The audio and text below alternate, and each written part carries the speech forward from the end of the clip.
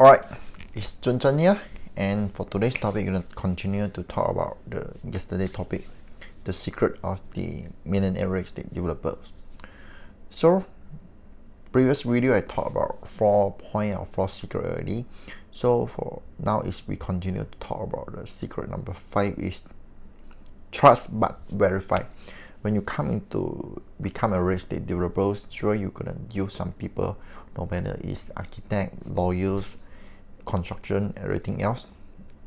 When you're using the people or you cooperate with the people, always remember you need to trust them, but you need to verify, which means that the job they done, everything you need to watching on their shoulder. Not just talk about you whole day watching them to do the works, but you need to go and follow up with them. What's the progress? You're gonna check out. Just watch on their shoulder. Let them know that you are the person who will go and watch them, but just not simply let them go and do anything else. Because a lot of people, when they come to development, they make a huge mistake is they fully trust the people or their property manager go and manage the project.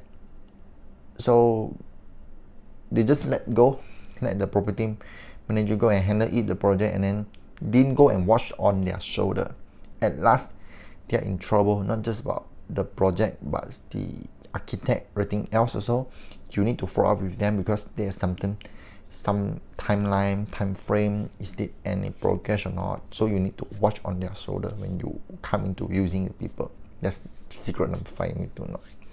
So the next is number 6 is you're gonna get a lot of referral on your suppliers, and then carefully check on those referrals, which means that when you come into doing the real estate development project, after you verify them and then you find out a good and reliable person that you can rely on, no matter it's contractor, lawyer, or property manager, everything else, you're gonna stick with them and then always partner with them. Not you don't, when you come into partnering with these people as your team, not to be too much of focus on the money part, but actually you're gonna focus on the people and the quality they do the job is more important than the price that you want to ask. Because there's a lot of people when they offer you some lower price, but after that the job is worse, the quality is not good, that's not also. But you're gonna look at the people who has the better quality person, and then the price is much fair enough, so that you can have the win-win situation between you and him, so that you partner with and then you stick with the partner, so that you can move along in the long way. Because for people, if you want to move fast, you be alone. You want to move far, you want to go far, you move together with your team member, your core team member when you're building a project. It's very important. So no matter who you if you already is the real big developer, that's congrats to you, you are much more experienced, but you are just want to just started, that's better you start small first when you build your project, not straight away go and build so far enough or the so big project enough, so that because you're gonna know that there's something the risk, high return is no. But that's better you start small, that you gain some experience first, you create your network, so that you smoothly step ahead, so then you build in better, large development in the future. That's better for you. So when you come into development, actually there's some points that you need to know, that the 5 areas you need to know is the first. You're gonna locate the real estate you want to develop, where you want to develop, because you're gonna tie up the property with the strong contract, allow you to buy it and close the sales. So the contract you need to do, and then the contingency you need to face, you're gonna know. That's the first point. Second is the money part is very important for you, no matter you want to have your investor to work for you, or you want to loan from the lender or the banks, everything else you're gonna prepare for it. Then the third is you must have the construction capabilities to develop. You must have a team of construction to work with you, no matter it's the main con, subcon, and then all the materials, the machine that you can build a project. You need to know, get this. So number 4 is you're gonna have some exit strategy is the essential for you, because that no matter you want to build a project or after you complete your construction, so you're gonna sell it or you're gonna rent it, you're gonna know your market, what you're gonna do. From the early part, you're gonna blend it first, and then till the end, what you're gonna do. Number 5 is you're gonna consider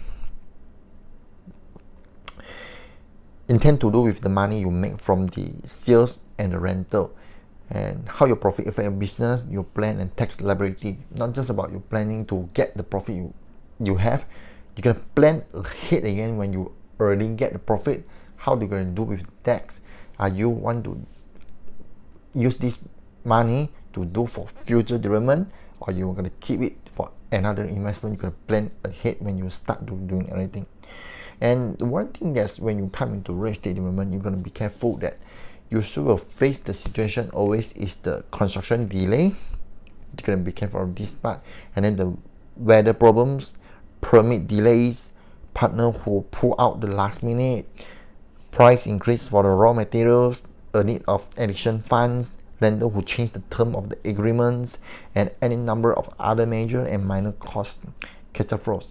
And then for this part, you're gonna always have your mind that sure the problem comes, because just like what students will always say, life is not how hard you hit, but it is how hard you can get hit and keep moving forward. That's what you can become a developer in the future. Sure, you're going to face problem, and then you're going to learning from the mistake and then move ahead. So the next number 7 is your ability to carry a project determine your success or failure. Not just about you want to plan to build a project, but you always need to remember that you're going to always have a plan. Having to carry a property longer than your project, you're going to make sure that you're going to plan ahead, you make your project successful. And then you need to know that there's some period that maybe your face is your property built longer than what your project. Make sure, and you're going to make sure you have your financing adequate to cover the expenses long before your completion date. Everything else you can plan ahead. So when you come into the construction and then the development, the money part is very important for you also, for the lifeblood of, because money is the lifeblood of the real estate. You're gonna know. So number 8 sure is you're gonna have a continuous supply for ready money, which means that you're gonna have someone, or you're gonna have your own money, or you're gonna have some investor or the lender or the bank that sure will provide you the money always through, because so that you can build some relationship with your investor, the people around you, and the bankers also. So if you have something emergency, you can lend the money, or you can get the money in cash for you to continue with your business. Because when doing the real estate development also, you need to remember that the market will be up and down, no matter is where you are in, because in our world actually the market is not always go up. You're gonna adapt with the market, because normally in the beginning, every decade of the beginning, they sure have recession and depression, and then rush to the 4th year, everything else the decade. So when come into market, when the market is now, normally it will take about 4 years to recover the market. So the market is now, after that the market will be up again, so it will last about 8 to 9 years, so that in your future, and then it will drop again. Because when this is from the Mark B. real estate economy theory, you can know that that's the economy works, and then we go from both boom to bust, and then to boom, from recovery to recession to recovery. This is the market. So we cannot change the market, but we can adapt the market what we want to do. When you come into real estate development, you need to adjust your plan to fit those needs and still manage to come out ahead in the long run, income array ahead. Which means that the point is, if you being able to willing and prepare to adapt to a ever-changing environments, is one of the key to success in real estate development. Which means that when the market will be up and down, No matter if you build to sell when the market is good, you can build to sell. For example, if the market is not good, but the people sure will need the place to live, they sure need to home, or you can build to rent out first. So you need to plan an adaptability to the market condition, that you adapt with them, so you can build a project that fix the market.